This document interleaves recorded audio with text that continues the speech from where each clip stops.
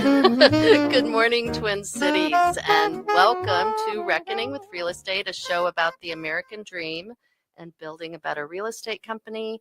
I am Paige Kao with the Real Estate Collaborative, and this is the second part of a two-part series.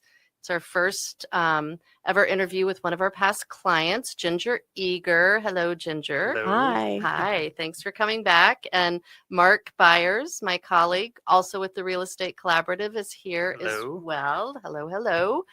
And we're just going to dive into it. So the first episode, we talked about Ginger and her husband Grant's experience kind of being introduced to REC, how we do things a little bit differently.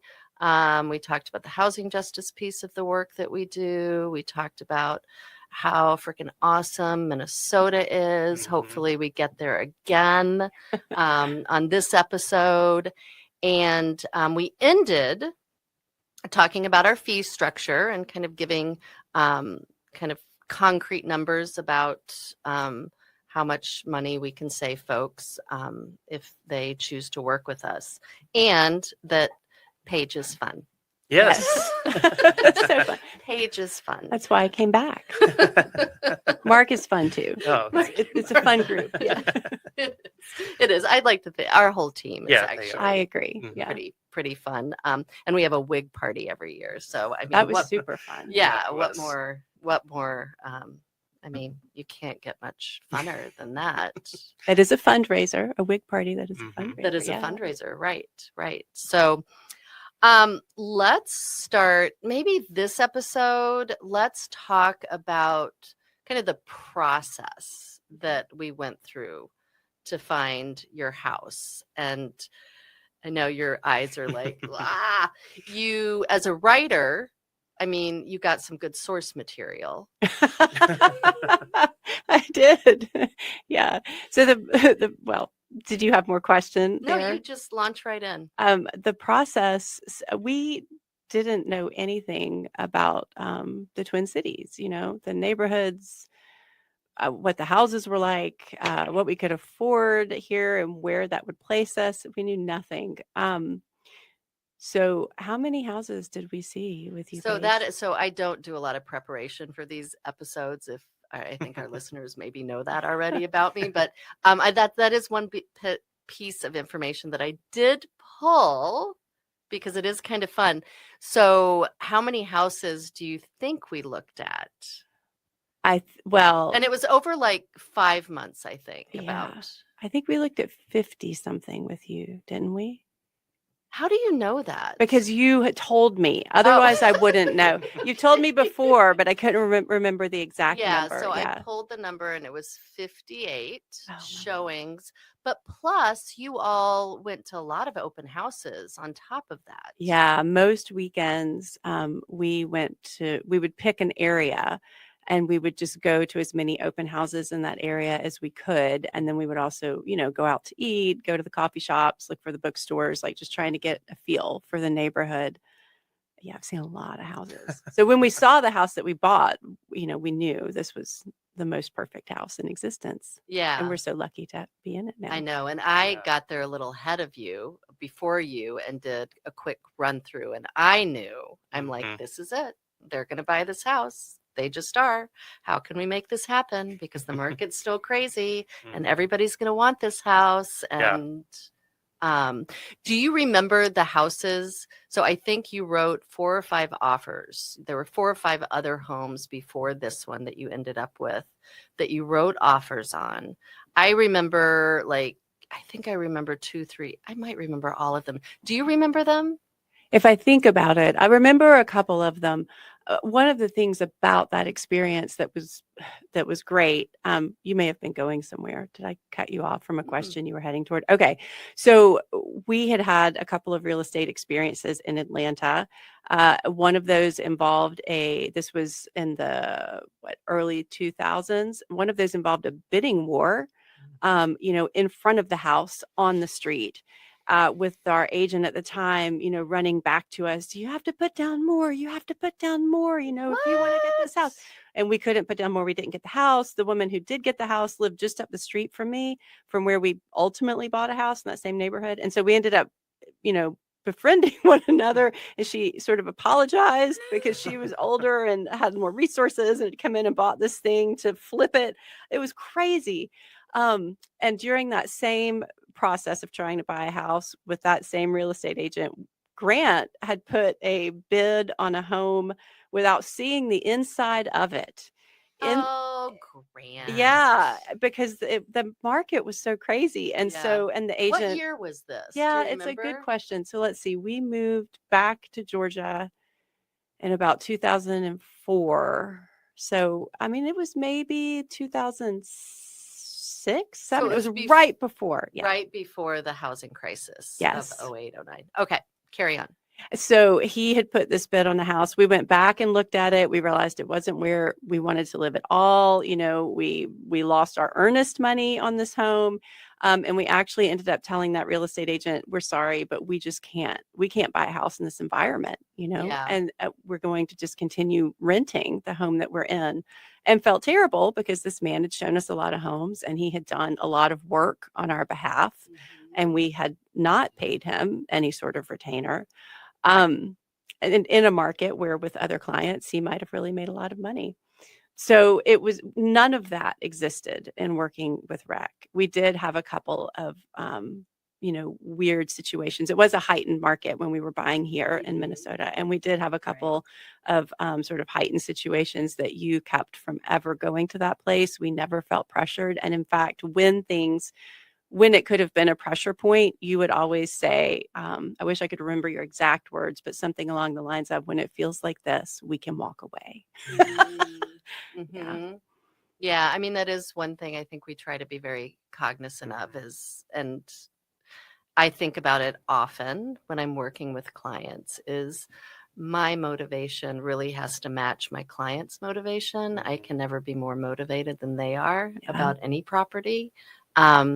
So I really try to kind of read the room, and I know there were actually at least two of the homes where I was like, please don't get this house. Please don't get this house. Because I didn't like them. Yeah. And I don't have to live. I'm not living there. So it's really not about me. And you all have to, the buyer has to really like the house. But the one in particular, the one by the river in St. Paul, that had the tiniest living room ever. Like, you walk in and there's the fireplace right in front of you, just right there. Yeah.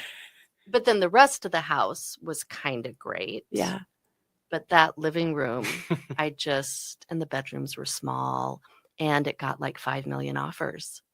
And you said, so it was one of these bidding war situations, and Grant and I needed to come up with how much money we were willing to bid on this house. And you said you should just do what you're truly comfortable with. Like, don't stretch, don't try to get the house. Right. Which was so helpful and wise, I mean, hopefully we would have done that anyways, but we had these other experiences. And when you've been looking at homes for months, right, there's a desperation that starts to set in. Right.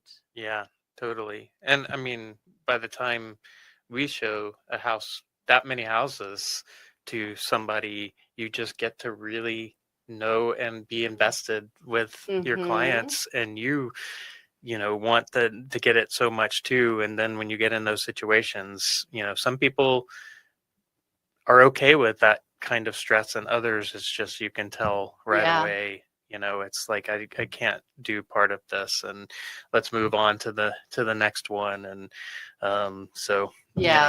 well, and I think we should tell our listeners too, like, and we're still seeing multiple offers even now, depending on the area and the price point and the condition of the home. And it's about the price and what you're offering, but there are all sorts of other ways to make your offer strong. Right. Which is one of the things about REC and the way we do things, is with the transparent and the retainers, it allows us to give an advantage in the offer situation, because the standard percentage that so many just roll with. Let's say it. I'm okay with saying it. All right, Let's go say for it. I want you to say it. The 2.7%. Thank you. Yeah, Thank you. And she that's, hates percentages. I so. do hate percentages, and that is one percentage that I'm surprised since the settlement, which we talked about in the last episode. I was thinking that would start changing a little bit, that 2.7%. But when we have a listing and we get multiple offers, 99.9% of the time, the agent is asking for that 2.7%. Mm-hmm. And so, is there price fixing? Mm-hmm. I'm just going to ask the question. I'm not going to answer it. I'm just going to ask the question, is there price fixing? Okay, moving on. There was price fixing. I will answer it as a consumer. There was a price fixing in our experience of selling our home in Atlanta within that, within the 2.7%. Yeah, and there was definitely in Texas as well. But since the change, I can say for the transactions that we've had after that in Texas, mm-hmm. The agents are being very open, at least in that area, to say this is a negotiation side. And so none of them that we've had have been at that normal amount. And so coming here, it felt weird that there is that same negotiation isn't happening as much until I met Paige and Rec and was like, let's just change everything. Well, and we met with the seller recently who said, because of course every consumer mm-hmm. knows about 10,000 realtors, and because there's so many of us running around in the world. And he said he had talked to 3 or 4 of them, one of which was his sister-in-law, and they all gave him the same percentage to sell his house, which is a very expensive house. Mm-hmm. And they would follow it up by, because we know our value. And they're conflating value with service, level of service or something. I don't know, but I found that really kind of shocking. So he just kept looking until he found us. And again, we're going to save him a good amount of money, and we're going to feel good about the amount of compensation that we get. We're going to feel like it's mm-hmm. commensurate with the work that we do. So we're going to head into break here, I think, in a couple minutes, but we are the Real Estate Collaborative, Reckoning with Real Estate, and you can find us at therecolab.com, THERE collab.com, therecolab.com, if you want to learn more about what we do and how we do it, and we'll see you on the other side of the break. Oh, what a sight, wrecking balls in flight,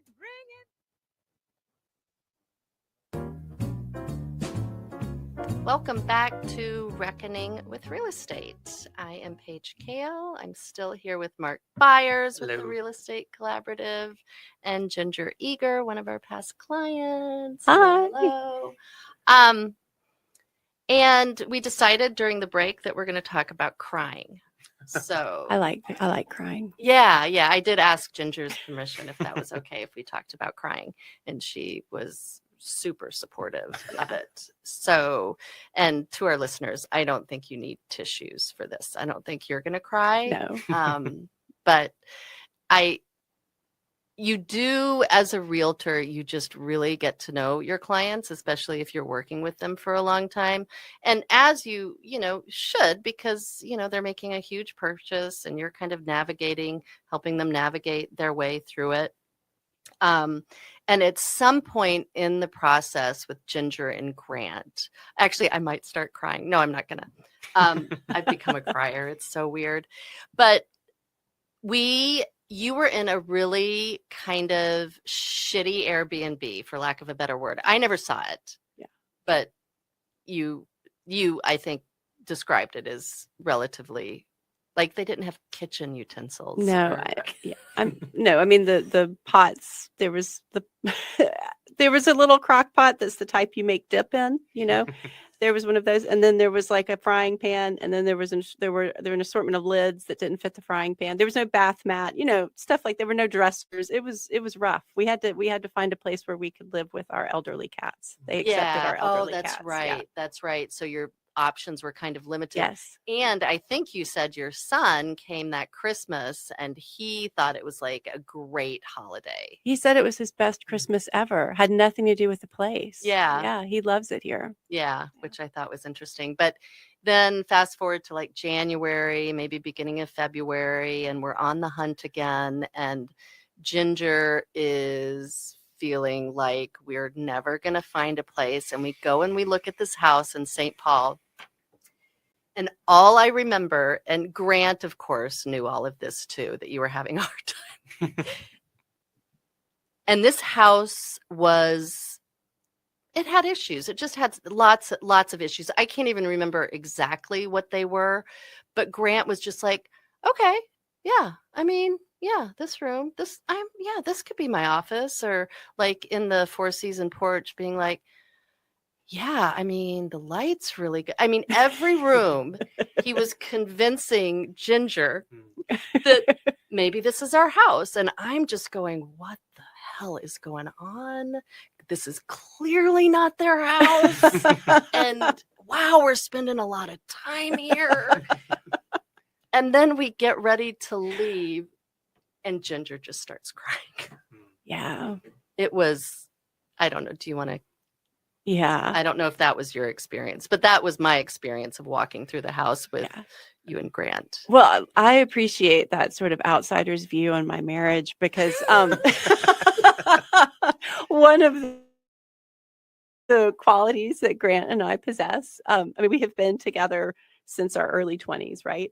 Whenever one of us is feeling very, very down about things, the other person can become, increasingly positive. And sometimes that works really well. Like we buoy one another through difficult situations, but sometimes it sort of moves into this toxic positivity and we could have ended up buying a house that was not our house. So that was one of those moments. And I burst into tears and you were so kind. You cried with me. I did. Yeah. I did. And you said, you don't have to buy this house.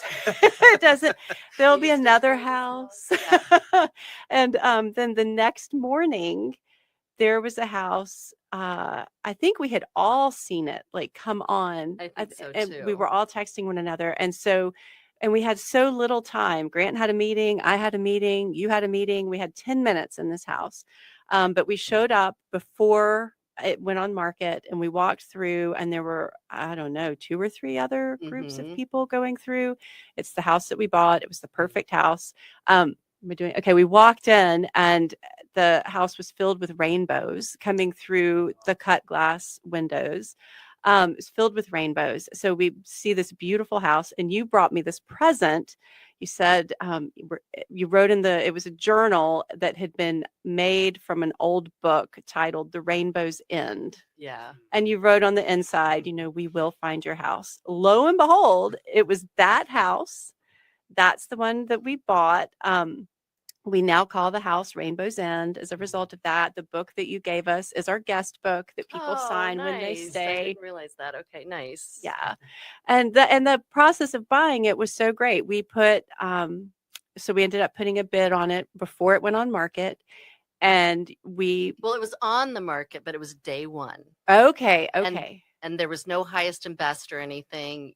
And I think I was just like, we got to go balls out. This is your house. You knew it was your house. Yeah. Anyway, go ahead. Well, and so we did the best, that we could do. We made the best offer that we could make. And I guess I didn't write a letter officially, but there was an email that I had sent to somebody. So the couple that we bought the house from, Kelsey and Ference, they thanked us later for the letter that we had written. Yeah. You had written a very lovely letter because you're a writer and you write lovely things. And it was a very heartfelt letter. And I think we all just kind of busted our butts to get the offer in as soon as possible and to make it hard to refuse. And I just want to give a shout out. I mean, it was all sincere because this young couple who had bought this house had done the most amazing work renovating these rooms. And it was like sweat equity. They had done most of that themselves. They're both designers. They had this beautiful vision. I know Ference had like carved out this little shower and this upstairs closet, and lots of times, you know, being like a child of the working class and a daughter of people who did stuff with their hands, I walk into a space like that and I hear that these people did it, and I'm just like, holy shit, like these are talented folks, right? And we should mention too, they had 2 small children. Yes, Like 2 2 little like boys. toddlers or Yeah. something. Yeah, And I I'm remember. always like, how do you do this? And they both had jobs. They're an amazing couple. Yeah, shout Yes. out to Kelsey and Ference. Yeah. We're trying to take care of the home as well as you guys took care of it. Yeah, for So. sure. And I think you and Grant are, and you still, I mean, you met them on the final walkthrough, I think. Yeah, we did the walkthrough with them, which was so Yes. meaningful because they were able to show us all the things they'd done, and we Mhm. talked about, you know, like what it was that they would have done next had they kept the home, and some of those things are what we're hoping to do. So that was great. Yeah. Yeah. And I think it is interesting that often the people who buy a home have similar energy to the people that are selling the Right. home. There's like this Mhm. personality match. I don't know if that's what you call it or not, but Mhm. Yeah. I don't know. I hope so. I mean, they have a Yeah. great vibe. yeah. Yeah. It was a very like kismet experience, which often it is with buyers. Mhm. You know, sometimes it's not, but often, I mean, Megan, who also is with the Real Estate Collaborative, you all know her. Yeah, Megan, she's great. But we talk all the time about writing a book with short little stories about real estate experiences, because boy, there are some really interesting ones. Yeah, and yours was one of them. Well, you know, one of the things, the first house that we bought in Atlanta that both of our sets of folks helped us with in different ways. When it came time to sell that house, our neighborhood was undergoing this big boom because the Atlanta public schools had a scandal. They'd had a scandal because fraud is normal. Fraud happens in government situations. So they'd had a scandal.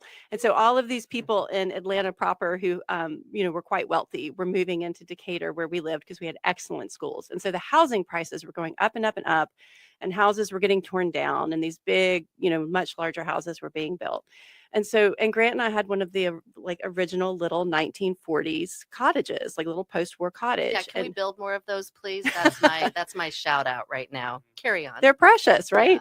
And we'd done lots of work on the inside, had the same footprint, all of these things. And so we wanted to sell it to someone that wanted the school system, but wasn't going to come in and tear it down. And, Oh, sure. We wanted to keep it in a reasonable price range. And so I told a neighbor this, and she told someone else this. And within 24 hours, the woman was knocking on our door. I wish that I had then had the service that you guys offer, where you could have just helped me with the contract around all that, because we ended up doing a for sale by owner. I mean, and it all went just fine, but it would have been nice to have some help. Yeah.